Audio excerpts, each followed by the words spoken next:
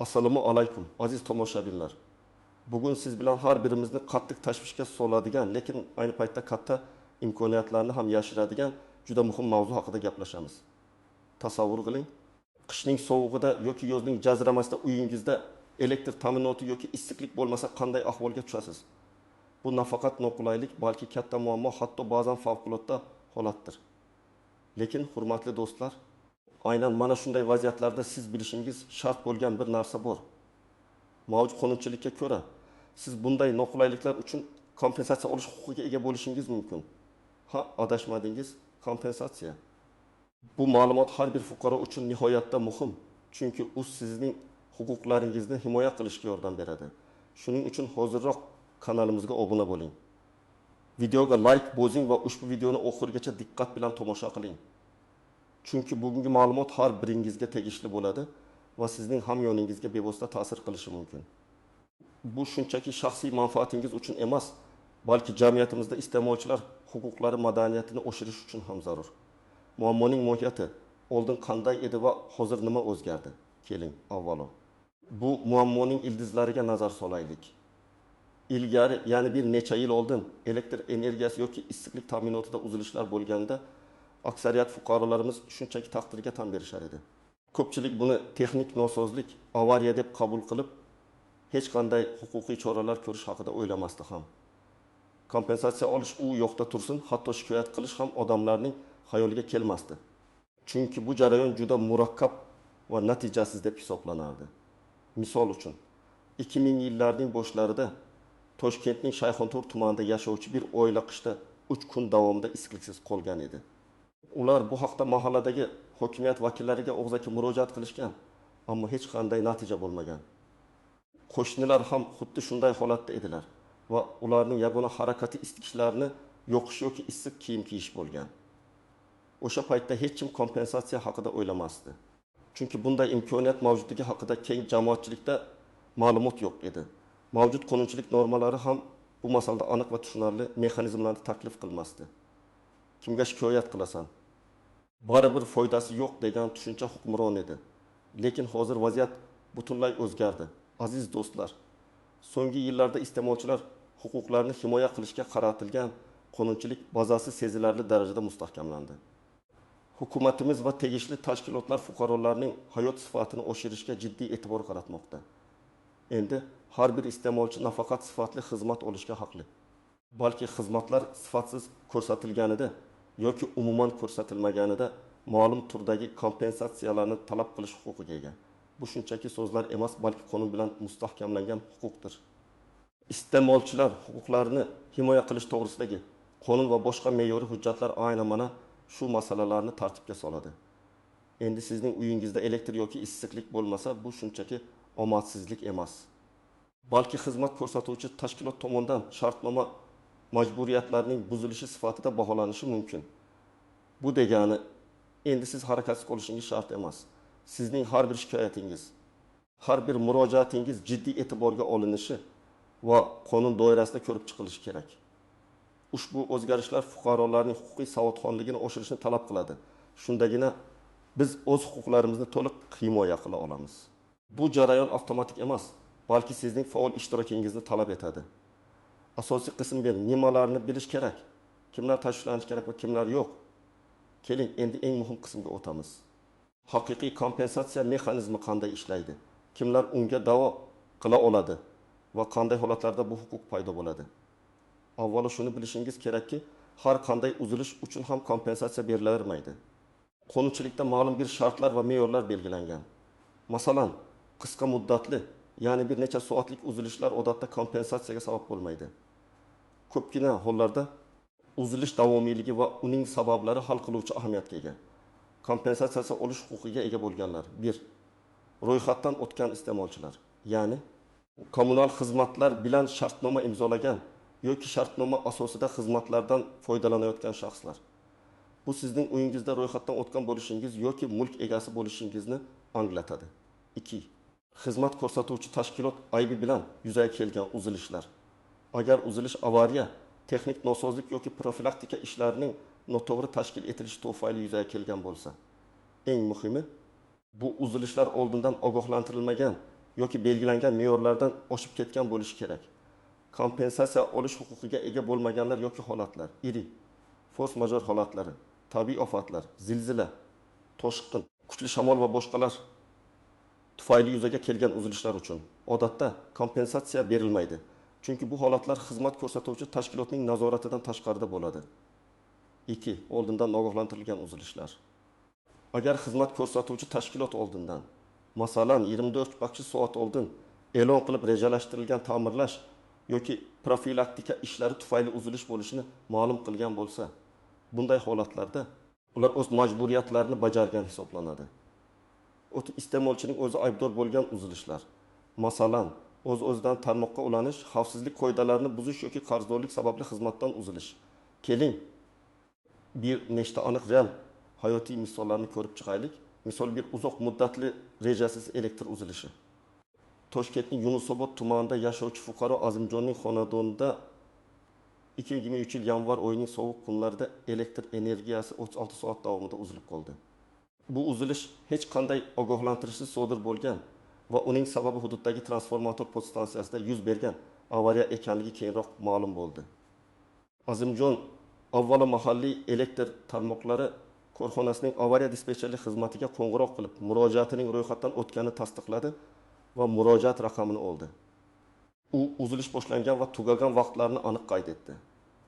Xonadonda elektr pech va elektr isitgich borligi sababli Azimjonning oilasi issiqliksiz qolib, juda katta noqulaylikka duch keldi. Unchilikka ko'ra, agar uzilish muayyan muddatdan, masalan, 24 soatdan oshsa va bu xizmat ko'rsatuvchi tashkilotning aybi bilan ro'y bergan bo'lsa, iste'molchi kompensatsiya talab qilish huquqiga ega bo'ladi. Azimjon o'zining elektr energiyasi uchun to'laydigan oylik to'lovining bir qismini qayta hisoblashni talab qildi. Hisob-kitob: agar Azimjonning oylik elektr to'lovi 100 ming so'm bo'lsa va bu oy o'tgan kun deb hisoblasak, bir kunlik elektr energiyasi narxi taxminan 2333 so'mga teng bo'ladi. U 36 soat 25 kun elektrsiz qolganligi sababli kamida 25 kunlik xizmat haqi, ya'ni 2325 ming so'm atrofida kompensatsiya olishi mumkin. Bu summaga qo'shimcha ravishda ayrim hollarda qonunchilikda belgilangan jarimalar yoki ma'naviy zarar uchun ham kompensatsiya qo'shilishi mumkin. Bunday holatda elektr ta'minoti qoidalari va iste'molchilar huquqlarini himoya qilish to'g'risidagi qonun normalari qo'llaniladi. Azimjonning xonadonida muzlatkichdagi mahsulotlar ham buzilgan bo'lsa, bu ham aloda zarar sifatida talab qilinishi mumkin. Ammo buning uchun buzilgan mahsulotlar narxini tasdiqlovchi cheklar yoki boshqa dalillar talab etiladi. Misol 2, qishda rejasiz issiqlik ta'minotining uzilishi. Samarqand shahridagi ko'p qavatli uylardan birida yashovchi fuqaro Dilfuza xonimning uyida fevral oyida tashqarida havo harorati 10 daraja bo'lganda markazlashgan issiqlik ta'minoti gir shaxs soatga uzildi. Bu uzilish hududiy qozonxonada yuz bergan g'uvur yorilishi sababli bo'lgan. Issiqlik ta'minoti qoidalariga ko'ra, isitish davrida xonadonda havo harorati ma'lum bir minimal darajadan, masalan, -12 pastga tushmasligi kerak. Agar uzilishlar tufayli bu me'yor buzilsa, iste'molchi kompensatsiyaga haqli. Dilfuza xonim ham darhol issiqlik ta'minoti korxonasining avariya xizmatiga qo'ng'iroq qildi va murojaat raqamini qayd etdi. Xizmat ko'rsatuvchi tashkilot issiqlik ta'minoti buzilganligi uchun xizmat haqqini qayta hisoblashga majbur.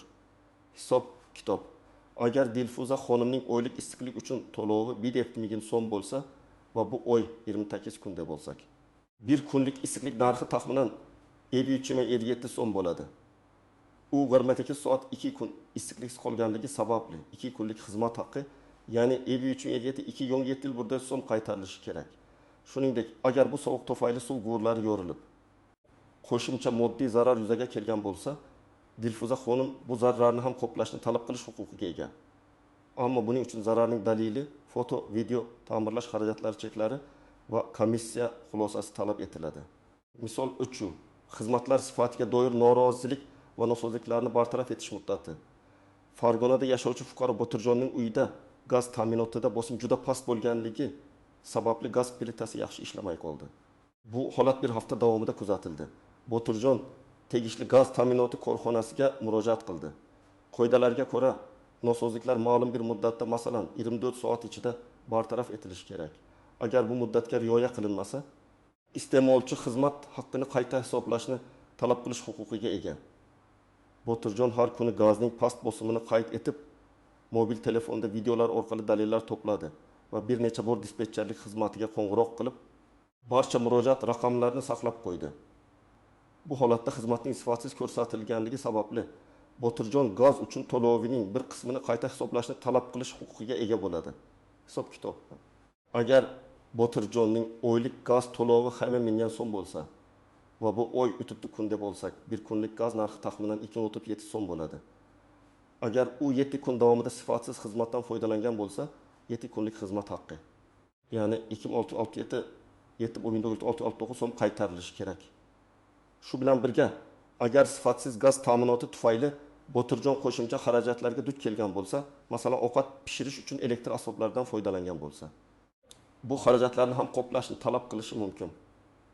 Albatta, bu qo'shimcha xarajatlarni tasdiqlovchi hujjatlar kerak bo'ladi. Bu misollar shuni ko'rsatadiki, kompensatsiya olish uchun uzilishning muddati, sababi va oldindan ogohlantirilganligi juda muhim.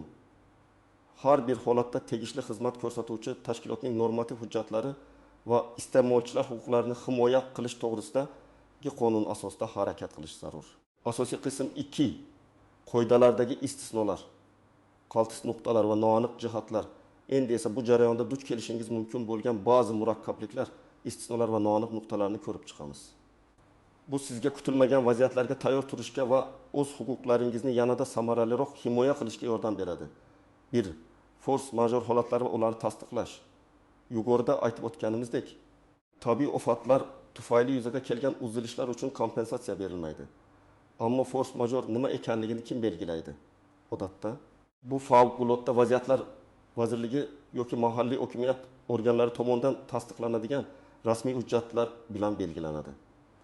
Agar xizmat ko'rsatuvchi tashkilot uzilishni force major deb baholasa, siz undan bu holatni tasdiqlovchi rasmiy hujjatni talab qilish huquqiga egasiz. Masalan, 2022 yil qishida O'zbekistonning ayrim hududlarida kuzatilgan anomal sovuqlar gaz va elektr ta'minotida katta uzilishlarga sabab bo'lgan edi. Bu holatda agar hukumat tomonidan bu favqulodda holat deb e'lon qilingan bo'lsa, xizmat ko'rsatuvchi tashkilot kompensatsiya berishdan ozod etilishi mumkin. Lekin agar uzilish sababi shunchaki eski quvurlarning yorilishi bo'lsa, bu force major emas, balki tashkilotning o'z texnik holatiga e'tibor bermaganligidir. 2. Katta kompensatsiya degan shov-shuvlar internetda, xususan ijtimoiy tarmoqlarda hamma kompensatsiya oladi, millionlab so'm kompensatsiya bor kabi sarlavhalar tez-tez uchraydi. Mana bu yerda ehtiyot bo'lishingiz kerak. Bunday shov-shuvlar ko'pincha firibgarlar tomonidan tarqatiladi. Ular sizdan shaxsiy ma'lumotlaringizni, pasport seriyasi, bank karta raqami, PIN kod so'rash yoki kompensatsiyani olish uchun kichik bir to'lovni amalga oshiring deyishi mumkin. Aslo bunday ma'lumotlarni bermang va hech qanday pul o'tkazmalari qilmang. Rasmiy kompensatsiya olish jarayoni hech qachon shaxsiy bank ma'lumotlarini yoki oldindan to'lovni talab qilmaydi. Kompensatsiya faqatgina rasmiy murojaat va uning ko'rib chiqilishi asosida amalga oshiriladi. Haqiqiy kompensatsiya summasi esa yuqoridagi misollarda ko'rganingizdek xizmat haqqini qayta hisoblash shaklida yoki zararni qoplash miqdorida bo'ladi va kamdan kam hollarda millionlab so'mlarga yetishi mumkin. Agar juda katta zarar yuzaga kelmasa, qo'shimcha zarar va uni isbotlash. Agar elektr uzilishi tufayli muzlatkichdagi mahsulotlar buzilgan bo'lsa yoki issiqlik yo'qligi sababli uyingizdagi suv quvurlari muzlab yorilib ketgan bo'lsa, bu holatlarda siz moddiy zarar uchun ham kompensatsiya talab qilishingiz mumkin. Ammo bu zararni isbotlash murakkabroq. Sizga zararni tasdiqlovchi dalillar, foto, video, shikastlangan buyumlarning narxini ko'rsatuvchi cheklar, ta'mirlash xarajatlari haqidagi hisob-kitoblar kerak bo'ladi. Masalan, Andijonda yashovchi fuqaro Dilshodning xonadonida uzoq muddatli elektr uzilishi sababli qimmatbaho akvariumdagi baliqlari nobud bo'ldi. Dilshod akvarium narxini, baliqlarning narxini tasdiqlovchi cheklarni, shuningdek uzilish vaqtini va uning oqibatlarini tasdiqlovchi foto-video dalillarni taqdim etish kerak bo'ladi. Xizmat ko'rsatuvchi tashkilot buni tan olmasligi mumkin. Shuning uchun mustaqil ekspertiza xulosasi ham talab qilinishi mumkin. Murojaat muddati. Qonun hujjatlarida kompensatsiya talabi bilan murojaat qilish uchun ma'lum muddatlar belgilanishi mumkin. Odatda uzilish sodir bo'lgan kundan boshlab ma'lum bir vaqt ichida murojaat qilish kerak. Bu muddatni o'tkazib yubormaslik muhim, aks holda sizning da'vongiz ko'rib chiqilmasligi mumkin. Bu ko'pincha 6 oydan 2 yilgacha bo'lishi mumkin. Ammo aniq muddatni tegishli qonun hujjatlaridan tekshirish kerak. 5. Jamoaviy shikoyatning afzalliklari. Agar sizning uyingizdagi ko'plab xonadonlar bir vaqtning o'zida bir xil muammoga duch kelgan bo'lsa, yakka tartibda emas. Balki jamoaviy murojaat qilish ancha samaraliroq bo'lishi mumkin. Masalan, butun bir mahalla yoki ko'p qavatli uyning barcha aholisi imzo qo'ygan shikoyat arizi xizmat ko'rsatuvchi tashkilot tomonidan jiddiyroq qabul qilinadi va tezroq ko'rib chiqiladi. Jamoaviy shikoyat ko'pincha hokimiyat organlari va iste'molchilar huquqlarini himoya qilish tashkilotlarining e'tiborini ham tortadi. Barcha bu jihatlarni hisobga olish sizning kompensatsiya olish imkoniyatlaringizni oshiradi va firibgarlarning tuzog'iga tushib qolishingizni oldini oladi. Har doim rasmiy manbalarga va qonuniy tartiblarga rioya qiling. Amaliy maslahat iste'molchi nima qilishi kerak? Endi esa eng muhim qismga keldik. Qanday qilib amalda harakat qilish kerak? Qaysi bosqichlarni bosib o'tish lozim? Mana siz uchun aniq bosqichma-bosqich ko'rsatmalar. 1. Vaziyatni hujjatlashtirish va dalillar to'plash. Vaqtni qayd eting. Elektr yoki issiqlik uzilishi boshlangan aniq sana va vaqtni yozib oling. Agar imkoni bo'lsa, qayta tiklangan sana va vaqtni ham qayd eting. Bu eng asosiy dalil hisoblanadi. Foto va video. Uy ichidagi qorong'ulikni elektr uzilganda, termometr ko'rsatkichlarini issiqlik yo'qligida, muzlatgichdagi buzilgan mahsulotlarni, yorilgan g'uvurlarni agar yuzaga kelgan bo'lsa, suratga oling yoki videoga tushiring. Bu vizual dalillar juda muhim.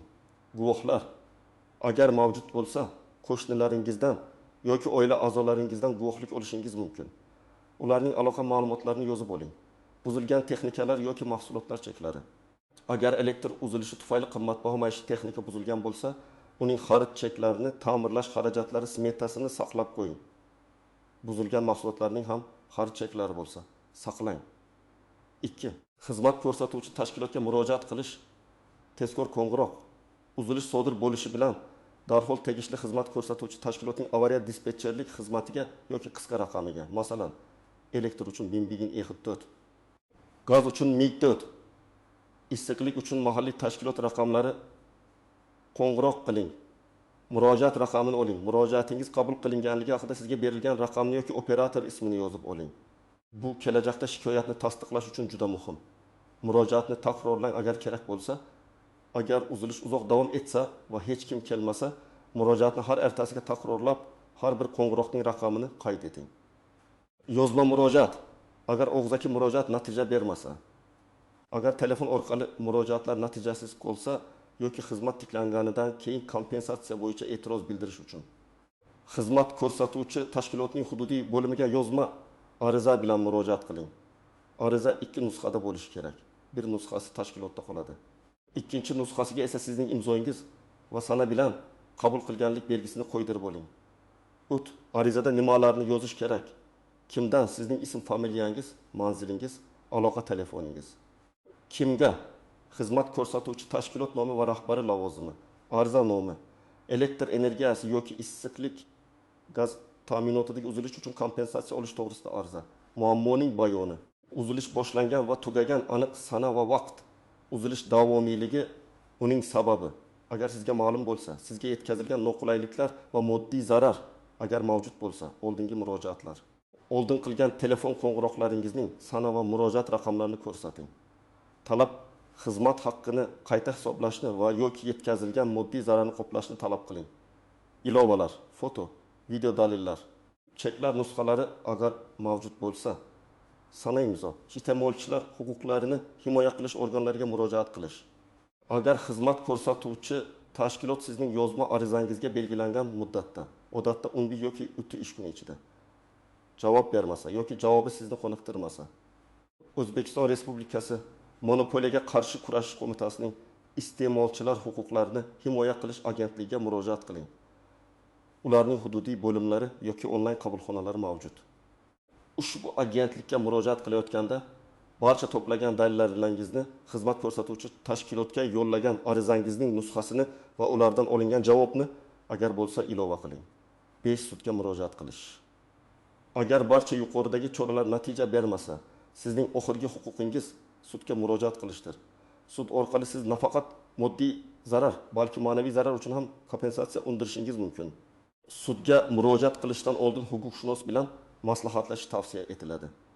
Muhim ogohlantirish: hech qachon sizdan kompensatsiya olish uchun bank karta raqamingiz, PIN kodingiz, pasport ma'lumotlaringizni to'liq so'ragan yoki oldindan komissiya, soliq yoki yig'im deb pul to'lashni talab qilgan shaxslar yoki tashkilotlarga ishonmang. Bu uyutmali firibgarlikdir. Rasmiy tashkilotlar bunday ma'lumotlarni talab qilmaydi va kompensatsiya uchun sizdan pul olmaydi. Bu jarayon biroz vaqt talab qilishi mumkin.